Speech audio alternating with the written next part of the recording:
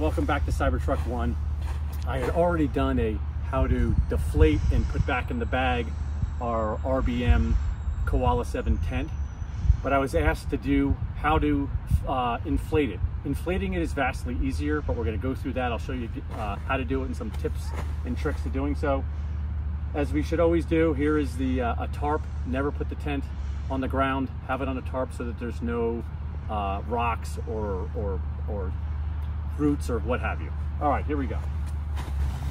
I'm going to do it myself, by the way. Once again, just like putting it away, if you can do it, if you can do it by yourself, you can certainly do it with someone helping you out.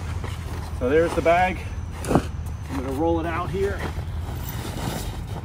The reason why we're doing this actually is we used this just recently in Moab at a event, and got a little bit of water on it and a bunch of Moab dust, dirt. So we're going to open it up, clean it out, and then put it away for the winter, or at least for the next usage. So here I am, just opening this up all the way. Get my corners. This.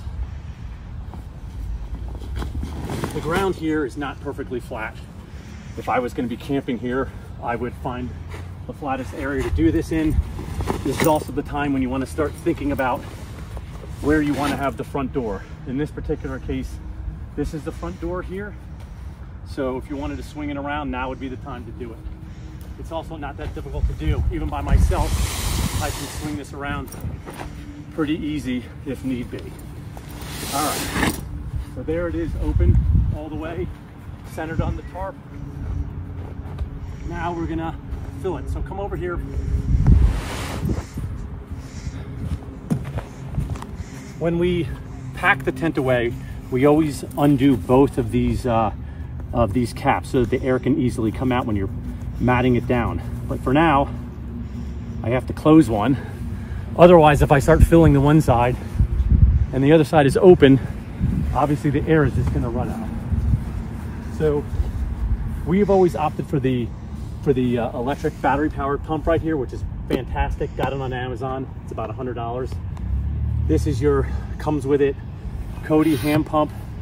A little bit more work. I mean, I'm breathing heavy already. We always use the battery powered one, so I'm going to show you that. But you get the idea. The vessel, this is pretty large. It does a pretty good job. This thing, on the other hand, will fill it up in about 8 to 10 minutes. All right, so there's two ways to open this up. This is when we let the air out, we open it like this. But when we're gonna fill it, we wanna have this opening here. And so it's like this. And the reason that is that this has a little check valve in it. And so when we force the air in, even when I pull the hose out, it won't let any air out. And that's important because this tent, you wouldn't believe how strong and capable this tent is, but it's only 6 pounds of air.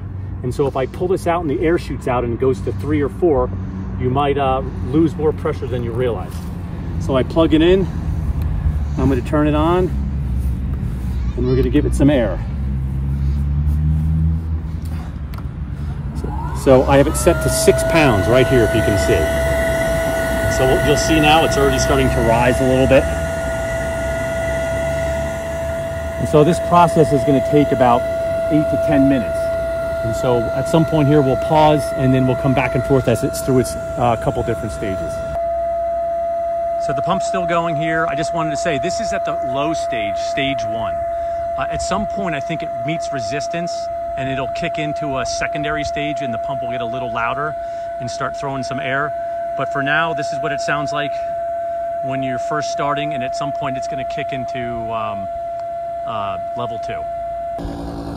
All right, so you hear now stage 2 is kicked on, so it's going to be blowing a little bit harder. You want to go around two things actually. First of all, I don't have this tent staked down at all. On a day like today with no wind, this is no issue.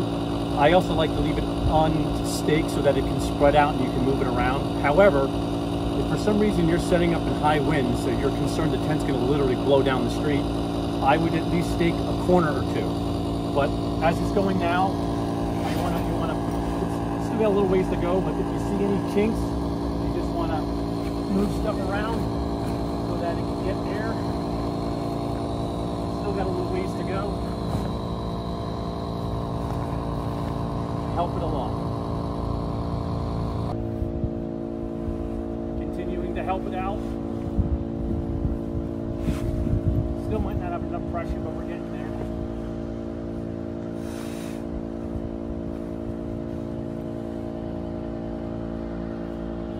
All right, so here's a big kink right here, right? So we're gonna straighten that one out. Then I'll pull the corners back out.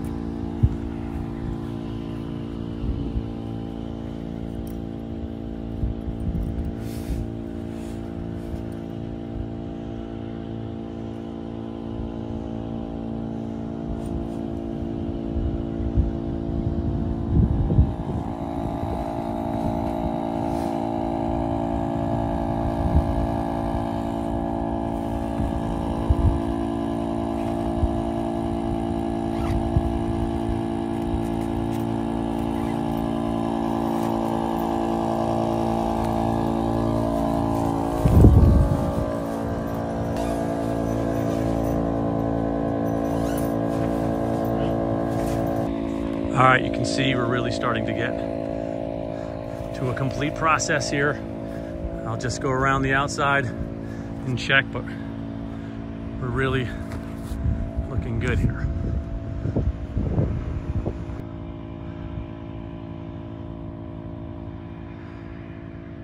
All right, it's a little loud, but you can see we're at just about 4 pounds.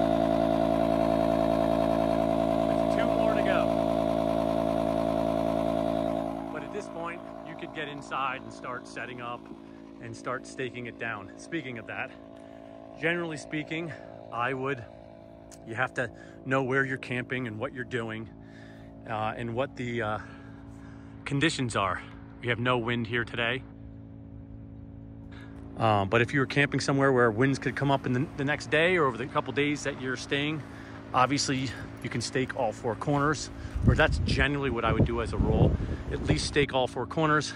You can also stake the middle right here. You can also stake these ends here, these ropes, which will give you really good, strong, stable support. But this thing is like a bouncy house. I mean, you could jump at this thing, it's not falling down. But you definitely want it secured, and I would use your best judgment as to how far you want to go.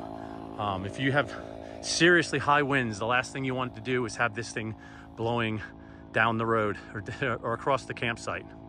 But you're in the woods, high trees, in a low area with very little wind or potential for wind, a couple stakes will do you just fine. She's still filling up, probably another pound to go. But you can see here we're gonna do a little bit of cleaning of the floor so it's nice and clean to put away for a couple weeks or months. I don't know when we're going out next, but she's a beauty.